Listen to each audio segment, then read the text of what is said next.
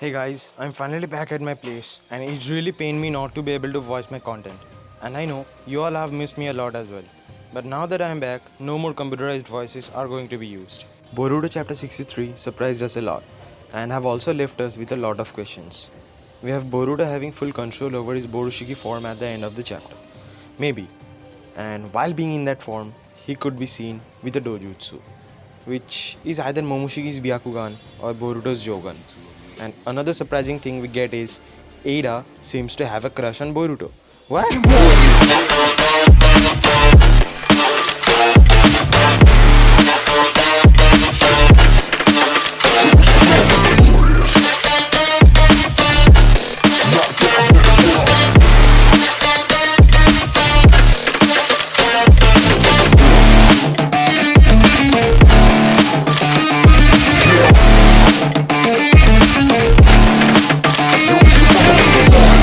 The chapter starts with Code getting back up on his feet after getting a smooth kick on his face from Boruto in the previous chapter, and he seems pretty calm about it. Like, it's no big deal. If cyborgs like Delta were in his place, they would have totally gotten furious. Ada then contacts Code, informing that it's Boruto Uzumaki who has personally come to pay him a visit, and she was exactly trying to warn Code about this. But he was so busy whooping Kawaki's ass that Ada didn't get enough time to do that. Code, on the other hand, seems confused to how Boruto was able to track down Kawaki as he had erased his own chakra, according to Ada. She kinda guessed it's because they are part Otsutsuki, and she's jealous because they seem to share a special bond. Seriously, Ada? They're dudes. What are you even jealous of? Boruto, on the other hand, seems to think Kawaki has used himself as a bait to draw out Code, seeing that Kawaki tells him to escape or else he's gonna get killed. To which Boruto is like, hey, that's my line, and you know how I am. There is no way of me leaving you alone. Ah man, I just can't get enough of their brotherhood. Hearing all of that, Kawaki tells Code to ignore Boruto and to carry on with their business. To which Boruto is like, whoa, hold on. What the heck are you even saying? But Kawaki tells him not to interfere in his business. Boruto, hearing all of that, tries to explain him that he wants to hold Code back until the elders arrive. And yes, I gotta give perks to Boruto thinking like that. He has developed a lot as a character. Had it been the Boruto from the beginning of the series, he totally would have tried to take Code down all alone. Kawaki then tells Boruto that he's missing the whole point. That's exactly what he wants to avoid. To which Boruto gives a surprised look and he's like, what? Kawaki then shows us his extreme obsession or madness for Naruto. He tells that he can go to any heights when it comes to protecting Lord 7th. He can even give up his own life. Boruto, hearing that, is like, Kawaki, what the heck are you even saying? Code then covers his head, and at the same time Ada contacts him, informing that the shinobis are inside the village searching for Kawaki. But now that Boruto is here, it's just a matter of time before they show up. Code then tells Kawaki that he has got guts, blabbering all that, and what is he actually planning to do to save Naruto? To which he says he has noticed Code talking to someone and that someone wants to meet him. So now that Code isn't listening to him, he personally wants to meet that person. Seeing that, Code says, Oh shit, here we go again. and Ada is like, what? Oh my, Kawaki wants to meet me. No way! And clueless Boruto is like, hey, hold on. What's going on? Who are you talking about? Kawaki continues by saying that Code mentioned he is excluded from his hit list. But the Code he knows would plan on killing him first. And this person whom he is working with might have enough influence to make an Ishishiki obsessed crazy like him obey. So it's better if he negotiates with them. But Boruto still confused of what's going on. Code then tells Kawaki that it's pretty sharp of him to notice that on spot. He then asks Kawaki if he's sure of it, and not that he cares or anything, but he never knows what ridiculous demand they might throw at him. Ada, on the other hand, is recalling Kawaki's words and blushing, while Kawaki tells Code that the people who wanted things from him has never been reasonable, plus he's used to it. And by people, we all know it's Jigen whom he is talking about. The only person who demanded things from him was Jigen, aka Ishishiki Otsutsuki. And of course, the thing he demanded cannot be reasonable for anyone unless they have someone to protect whom they value more than their own life, which at that time Kawaki had none, but now he does. Coming back to the chapter, some bells seem to appear behind Kawaki, and Code mentions if it was necessary, he would have dragged Kawaki along with him. But now that he is willing to come along, things are gonna be better and hassle free. But right then, Boruto appears in front of Kawaki and says, Chotto mate! Quit talking over me like I'm not here. While Kawaki is like, stop it, you will screw things up. Boruto hearing that says, he is the one messing things up, not him. And doesn't he get it? Naruto would never want something like that. To that, Kawaki says, he is the one who doesn't get it. All of this is just to protect Naruto. He just wants him to be alive. He doesn't give an F about his feelings or what he thinks. And that was enough for Boruto. He, without wasting any moment, hard punches Kawaki in his face in order to install some sense in him. Kawaki is shocked at Boruto's action and questions him. What was that punch for? Seriously, Kawaki? After all that you have blabbered, you're asking what was that punch for? Boruto replies by telling him to do whatever he wants, and he knows how bad he wants to protect Naruto. But at the same time, it's his right to protect Kawaki as a brother.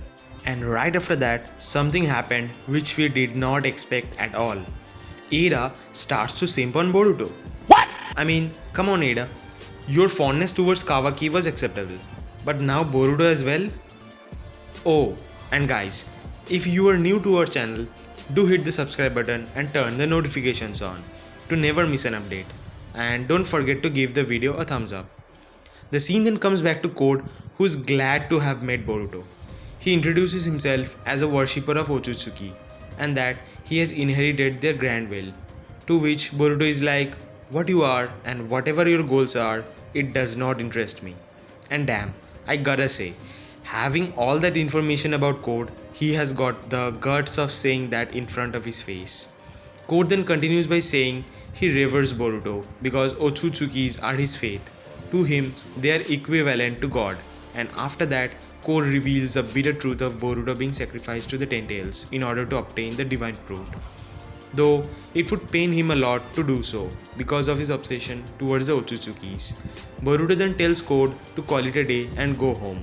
To which Code is like, no way, this is the perfect chance for me to test the quality of the sacrifice without anybody's interference. Seeing this happen, Kawaki tells Boruto to run cause he knows well if Boruto starts to fight with Code, he won't let Boruto go unscathed. But Boruto is determined to test Code out as well. And he says he's a psycho who won't listen to anything he says, so his only choice now is to fight him. The scene then switches to Konoha, where Ino is unable to find Kawaki even after searching beyond the village. Naruto then remembers Boruto's words of how he was able to tell that Kawaki was on the run with his chakra erased and probably was beyond the village boundaries. And while thinking about that, he notices Boruto's gone too. The panel then switches to Naruto asking Nishi, who was busy looking for Kawaki that time, to look for Boruto as well. To which he was like, oh yes, right away sir. But after he has searched for him, we have a tensed Nishi saying to Naruto that Boruto's chakra is not nearby as well. And I gotta say, he totally failed in his given job. First Kawaki and now Boruto. Man, he definitely is going to get fired. But he cannot be totally blamed cause erasing chakra is not something kids are expected to do. The scene then switches back to the fight between Boruto and Code, where the two are fighting and Code is totally dominating over Boruto with his claw mark technique. Code, while in the battle, says that it's really fun fighting a ninja, but Boruto is an amateur when it comes to karma.